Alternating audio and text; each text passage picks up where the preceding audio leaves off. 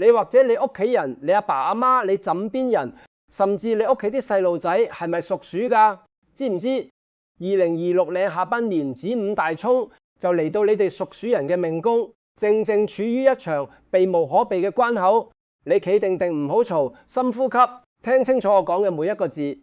我今日講嘅嘢絕對唔係危言韜聽，亦都唔係想嚇你，而係我根據幾十年嘅命理經驗，極憑今年嘅天干地支同你哋屬鼠人嘅本命格局推算出嚟嘅真實。結果係有根有據，唔係老作，唔係街邊嗰啲呃神騙鬼嘅流料。今年2026年係丙午馬年，火氣極之重。我哋行內成日話呢個係百年一遇嘅赤馬紅羊劫，呢種年份嘅煞氣比起普通嘅年份強烈好多倍。歷史上每逢呢種年份都會有較大嘅動盪同變遷，無論係社會環境定個人運勢，都會受到好大嘅衝擊，好似大地震咁，將你本來平穩嘅生活完全打亂數。喺我哋命理入面，屬子水馬就屬午火，子水對上午火，水火不容，就構成咗一個子午大衝嘅格局。呢個衝嘅力量比起普通嘅衝擊強烈10倍有多，好似兩架火車面對面高速對撞咁，後果不堪設想，會產生巨大嘅破壞力，將你嘅財運、健康、事業全部沖散。屬鼠嘅朋友，你哋本命嗰股水氣喺下半年會被呢團烈火狂蒸，元氣大傷，好似一盆水倒咗喺沙漠上面，瞬間就被蒸發晒，一滴都唔剩，搞到你成個人嘅理智同判斷力跌到人生入面最低嗰個位。平時好冷靜、好有分析能力嘅人都會變得衝動魯莽，做乜都唔經大腦。平時好精打細算、好識計數嘅人都會做錯晒決定，買貴嘢、投資失利、信錯小人。總之就係一搏炮，做乜衰乜。如果你仲係冚盛盛，乜都唔避忌，唔去做任何防備，咁分分鐘就會傾家攞產、意外見血，甚至大病一場。真係唔講又自可，講出嚟你都會捏一把汗，諗起都覺得心寒。夜晚都瞓唔着，成日喺度諗點解自己咁黑仔，點解咁唔好運。如果你自己又或者你身邊嘅至親屬鼠，即刻喺評論區打出大災退散、平平安安呢100個大字，先同自己同屋企人搭翻個防護盾，擋一擋呢股煞氣先。你唔好睇少呢8個字，佢哋好似一個無形嘅保護罩，將你同你屋企人罩住，等啲衰氣冇咁容易埋身，好似喺你周圍築起一道圍牆咁，將所有負面嘅能量隔離喺外面，等你哋可以安心啲。你打出嚟嘅一刻就係同天地正氣接通，等好運可以更快更直接咁流入你嘅命宮，幫你喺呢個動盪嘅時期站穩陣腳，唔會俾呢股火煞衝到散晒。好似喺暴風雨入面揾到一個避風港。我而家即刻同你講，屬鼠人下半年打死都唔可以去嘅第一個地方，極陰之地，即係病氣同負能量聚集嘅地方。你要明白，屬鼠人下半年嗰3把陽火已經弱到好似風中殘燭咁，少少一陣風都可以吹熄佢。呢種時候係最忌吸收外界啲陰氣，因為你本身已經唔夠火，再吸收陰氣就好似雪上加霜，令你嘅體質同運勢更加虛弱，好似一個病人仲要吹冷風咁，點會唔病？點會唔出事？呢個時候你嘅抵抗力係最差嘅，少少病菌都可以令你病到爬唔起身。具體嚟講，醫院、殯儀館、喪禮呢啲把兒，如果唔係直系親屬，你盡量都唔好去，因為呢啲地方積聚咗大量嘅病氣同哀傷嘅情緒，會直接削弱你本身已經薄弱嘅陽氣，令你嘅抵抗力下降，病魔好容易乘虛而入，到時你病咗都唔知點解。如果你情理上過唔到自己嗰關，覺得唔去唔好意思，可以改發個信息慰問，又或者託人代交禮金就算，唔使親身出現，心意到咗就夠，唔需要冒險。你嘅平安比任何禮數都重要。你病咗嘅話，邊個照顧你屋企人？仲有夜間嘅荒山野嶺深山，夜晚嘅海灘同水庫廢棄嘅建築物，呢啲地方你都千祈唔好夜晚去，因為呢啲地方長時間冇人氣，積聚咗大量嘅陰氣同濕氣。尤其係夜晚11點到凌晨1點嗰段子時，係一日之中陰氣最盛嘅時候，千祈唔好夜行去呢啲地方吸收陰氣，更加唔好夜晚去窿雨吹風，否則你嘅陽氣會被大量消耗，返到屋企會覺得周身唔聚財，好似有寵物壓住咁，成日覺得凍着幾多衫都冇用，仲會頭痛發燒。如果你唔小心觸犯咗呢啲禁忌，後果都幾麻煩㗎。你返到屋企可能會無端端發高燒，退極都退唔落，食藥都冇用，要去醫院打針，甚至要留院觀察，搞到你請假冇糧出，成個人精神恍惚，做嘢冇晒晒精神，好似遊魂咁，成日心不在焉，同事問你嘢你都聽唔到，做錯嘢俾老細鬧，做開嘅生意可能突然間黃咗，客源流失，訂單取消，仲要俾人追數，搞到周身蟻，壓力大到爆，仲有機會撞埋車角或者發生其他意外，例如整親手腳，行路都會補親，整親筋骨。最慘嘅係你仲會將呢啲衰氣帶返屋企，連累埋屋企啲老人家細路仔一齊病倒，真係唔可以掉以輕心。你一個人出事，成個家都受影響，到時內疚都嚟唔切，後悔都冇用，你點對得住佢哋？咁如果你係逼不得已，一定要去以上呢啲禁地，又有冇辦法保命？有嘅。我而家教你一個急救法，呢個方法係我師傅傳落嚟嘅，從來未公開過。今日為咗屬鼠嘅朋友，我破例一次公開，希望你哋可以好好記住，以備不時之需。你出門之前攞一個乾淨嘅利是封喺入面，放少少廚房用嘅粗鹽，粗鹽性質極陽，可以辟邪，係最常見嘅化煞物品，幾乎每個家庭都有，唔使特登去買，方便快捷。再加幾片新鮮切開嘅生人片，生人有驅寒發散陽氣嘅作用，可以幫你提升身上嘅陽火，等你有足夠嘅能量對抗陰氣，唔會俾佢哋入侵你嘅身體。將呢個利是封貼身放喺褲袋，又或者手袋入面，做翻一個迷你嘅陽氣包。等你去到嗰啲陰氣重嘅地方，都有個保護，好似有個隱形嘅護身符跟住你，等你安心啲，冇咁騰雞。呢度有一個重點，你一定要記住，你返到屋企門口之前，一定要喺街邊或者大廈嘅大堂垃圾桶將呢個利是封掉咗佢，千祈唔好帶返入屋，因為佢已經吸咗唔少陰氣，帶返屋企會將陰氣散播開去，影響成間屋嘅磁場，到時全家都受影響，連你嘅寵物都會冇精神。掉完之後入屋嗰一刻，你要即刻用碌柚油煲嘅水洗手洗面，又或者跨過一個火盆，將身上殘留嘅陰氣貼底洗淨。呢個步驟好重要，做唔足嘅話，之前嘅功夫就白費晒，陰氣仲會留喺你身上，慢慢影響你嘅健康同運勢，搞到你成日病，做乜都唔順。想唔想知埋屬鼠人下半年打死都唔好去嘅？第二個破財禁地喺邊度？仲有點樣可以用一杯水就化解成盤嘅火煞？即刻撳低訂閱，仲要記得開埋旁邊嗰個小鈴鐺，咁樣先可以第一時間貼緊我最新嘅避坑保命機密，平安自然跟埋嚟到你身邊。我嘅頻道專門講呢啲風水命理嘅真實個案，唔係吹水，全部有根有據。我跟咗我師傅幾十年，學嘅全部都係正宗蘇派風水。你跟住做，一定可以保住自己同屋企人唔會行差踏錯，平安度過呢個難關。等到好運來臨，子午大沖最恐怖嘅地方，唔止係搞你身體，仲會搞到你心智大亂，令你完全喪失理智，成個人變到暴躁兼貪念大爆發。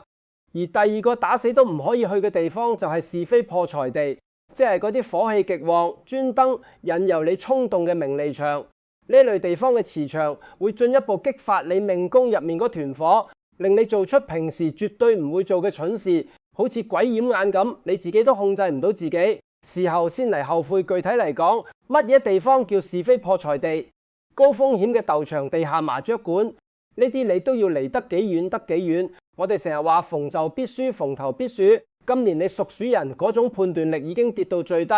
你越去搏，輸得越貼底，仲會輸埋你嘅理智同自尊，輸到連底褲都冇，仲要欠落一身斗債，搞到屋企人同你一齊還。仲有乜嘢內幕投資、虛擬貨幣、高息、理財分享會呢類霸爺，你都要打醒12分精神。呢個時候最容易俾詐騙集團捉住你把柄，慢慢洗你腦，搞到你連身家清袋都唔知，仲以為自己執到寶，到時人財兩空，喊都冇謂，連退休金都冇埋。仲有酒吧夜總會同埋啲酒肉應酬，你都要減少去酒精，加埋你本身嗰團躁動嘅火氣，好易失控暴躁，一言不合就口角打鬥，惹上官非見血，又或者醉咗酒就亂，咁應承人做擔保錢俾人，背晒一身唔屬於你嘅債，到時喊都冇謂，仲要連累屋企人同你一齊還債，搞到成頭家散晒。所以我要送你哋屬鼠人下半年一句處事鐵律：靜水流深4個字。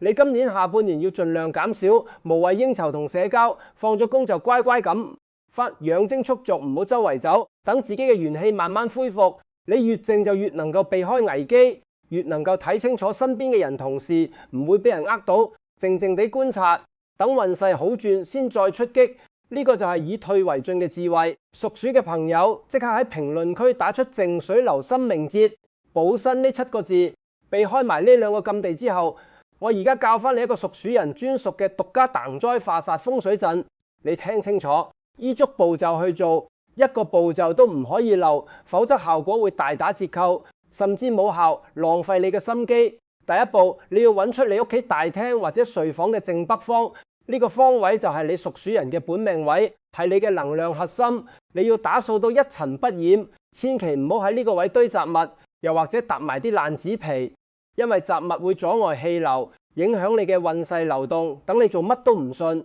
仲要成日覺得周身唔舒服、頭暈身㗎。呢度我要特別提你一個重點。正北方有3大禁忌色彩，你要嚴禁擺放大紅色、橙色同埋紫色嘅嘢，仲有三角形嘅擺設物，包括紅色地體、紅色窗簾都好，你都千祈唔好放喺呢個位。